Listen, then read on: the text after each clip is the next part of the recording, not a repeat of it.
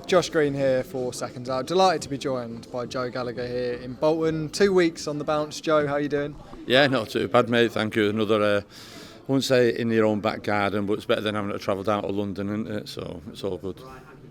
Exciting times. Clark Smith, who I believe is just behind me, out this weekend on a big card. Exciting times for him and a big opportunity. Yeah, no, definitely. Like you say, we were here last weekend, obviously in Okolie with his European title fight, and there was a good crowd, good atmosphere.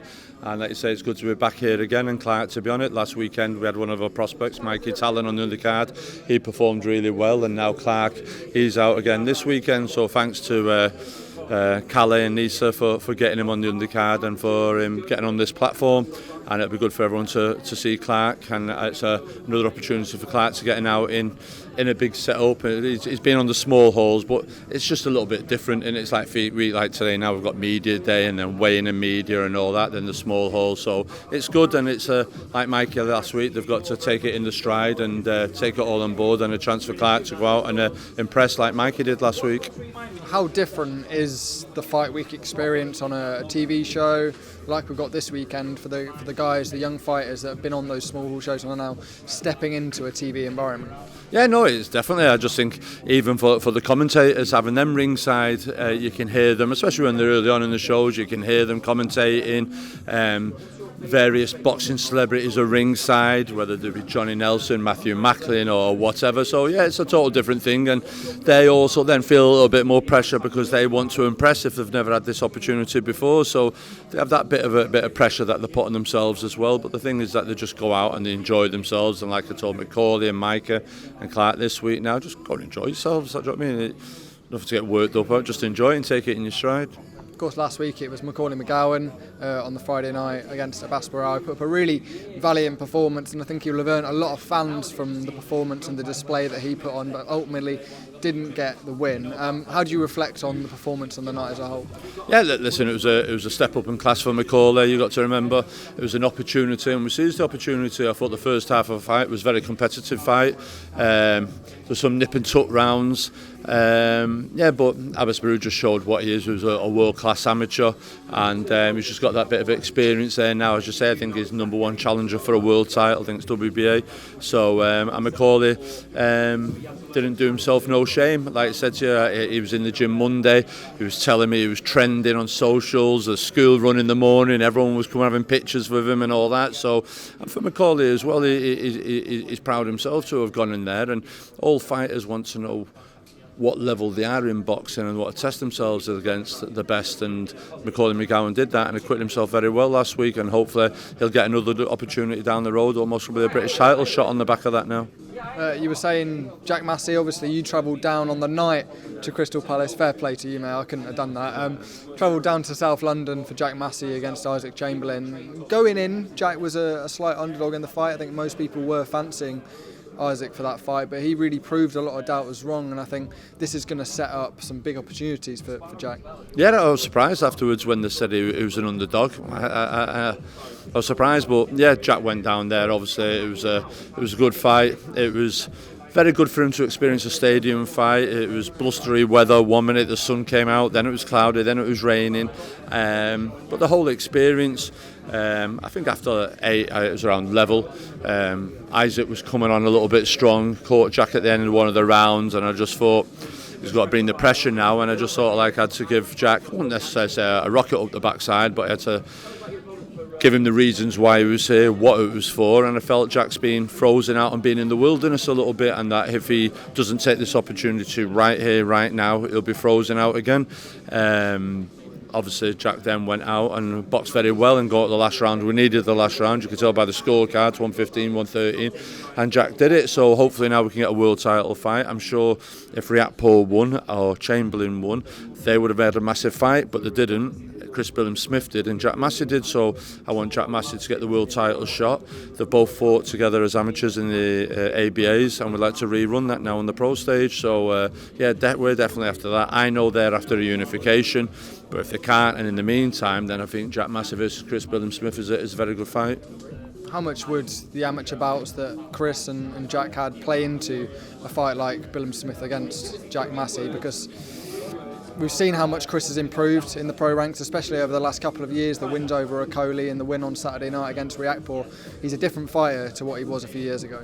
Yeah, no, definitely. Sometimes you can't take nothing from the amateurs. It's just there's a backdrop story to it that people could build a narrative to build a fight around. And not only that, the two gentlemen, Chris Billam-Smith is just a gentleman, Jack Massey is. Both become fathers recently. They're both very quite similar. And like you say, Chris Billam-Smith has improved so much.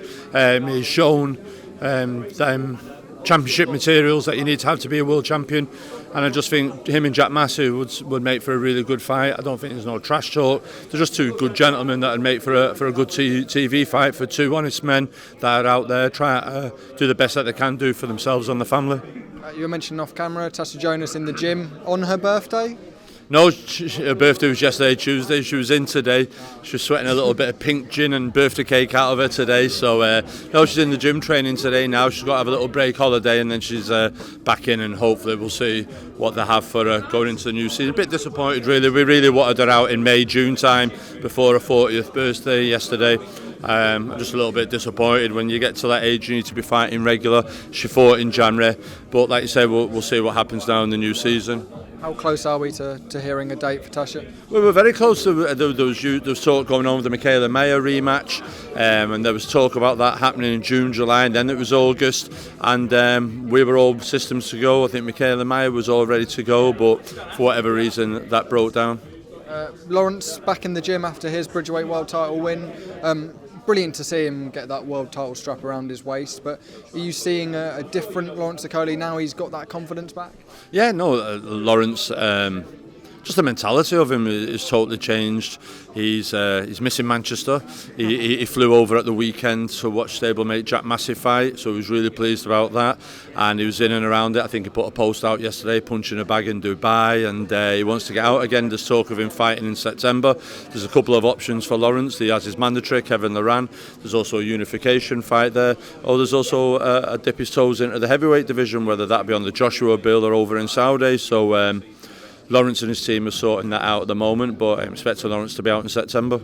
Can you see Lawrence sort of flipping between heavyweight and bridgerweight and sort of... Yeah, I think I'd like Lawrence to have that one more at bridgerweight, just to get that WBA title, so he's unified there, and then go into the heavyweight division and take on some of them boys there, and getting that Saudi mix. There's fighters out there that, I wouldn't say are small heavyweights, but when you look at Usyk, weighs the same as Lawrence, 16 stone, and then there's Joseph Parker, and there's a number of fighters out there. So I'm really pleased for Lawrence. He's a two-weight world champion. He's got his mojo back, and as we've seen in his fight in Poland, he's punching hard, and he's a real threat going forward.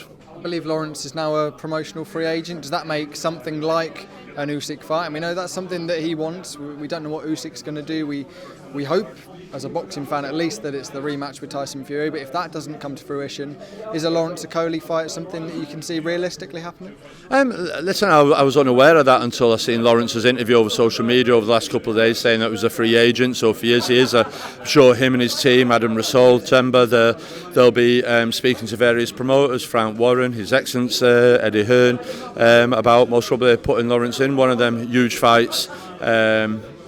Usyk, I'm not going to stand there and say, listen, we're shouting out Usyk, gets slated for it. But if that's a possibility and he wanted to tick over, then he would do. But I think people forget Oleksandr Usyk. He's the oldest heavyweight out of all of them out there at the moment, and there's a lot of wear and tear on his body, apart from Zhang. So, we'll wait and see. But Lawrence there now, as you say, is a free agent, and I'm sure he'll go shopping and get the best deal. It's good for him.